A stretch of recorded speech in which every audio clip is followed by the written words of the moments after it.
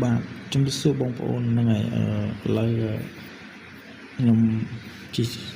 ម៉ូតូដើរលេងឥឡូវមើលទៅដូចជាអត់មានការងារធ្វើបងប្អូននេះសប្បាយចេញយ៉ាឥឡូវធ្វើដំណើរមកខាងស្រុកអូរអៅដើម្បីមើលទេសភាពវាលស្រែដែលគេធ្វើស្រែប្រាំងបងប្អូនឥឡូវចុះថតទស្សនភាពនេះមើលទៅស្អាតហើយឥឡូវចេញពីអូរអៅឥឡូវ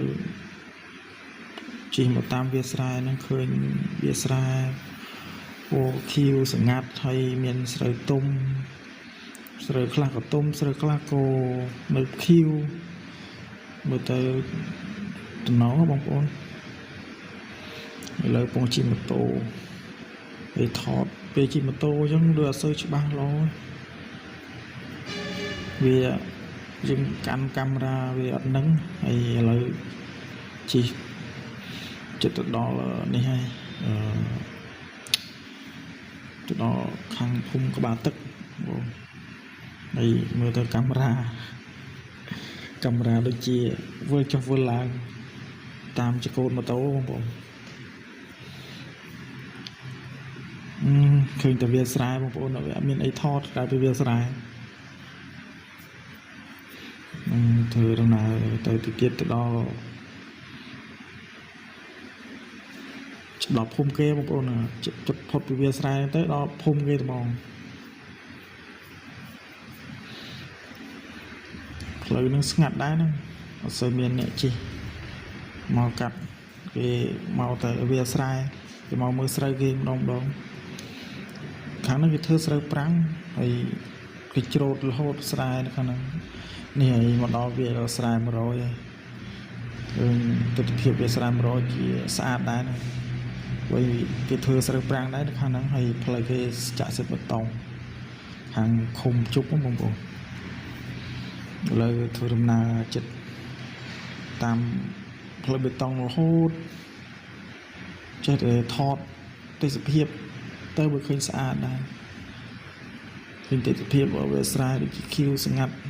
ប៉ុន្តែគ្រាន់តែក្រាំងក្តៅតិចពេលថតពេលថ្ងៃត្រង់ហើយមើលទៅកាមេរ៉ាទៅវិលចុះវិលឡើងហើយឃើញគេស្ទូចត្រីមកបោកពូមួយគាត់នៅស្ទូចត្រីហ្នឹងហើយមានអីថតទៅវាលស្រែមួយថ្ងៃផុតពីហ្នឹងទៅដល់ចិត្តភូមិចិត្តដល់ផ្ទះបងប្អូនធ្វើដំណើរផុតពីរូបវីដេអូមកកណាត់ហ្នឹងទៅទស្សនភាពនៅផ្ទះម្ដងចិត្តទៅដល់ផ្ទះផ្លូវបេតុងចាក់ពីភូមិជីមន់ទៅខាងទៅប្រាំព្រីងបន្តិចទៀតទៅដល់ហើយ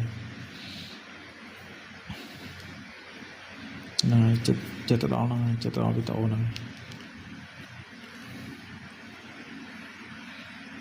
ចូលវីដេអូផ្លូវបេតុងទៅចាក់ថ្មីនៅចាក់ពីភូមិជីមន់ទៅភូមិតាពាំងព្រីងពងជិះម៉ូតូទៅបងប្អូនអើយទៅផ្ទះវិញនឹងจะដល់ផ្ទះហ្នឹងផ្លូវហ្នឹងទស្សនភាពផ្លូវហ្នឹងគេទំចាក់ថ្មីបងប្អូនមើលទៅដូចជាស្អាតដែរណាព្រោះគេកម្រងធ្វើយូរហើយឥឡូវទំធ្វើបានសម្រាប់ហើយបងប្អូនផ្លូវនេះធ្វើថ្មីហើយស្រួលជិះណាស់បើពីមុនមកផ្លូវក្លុកពិបាកជិះហ្នឹងផ្លូវនេះ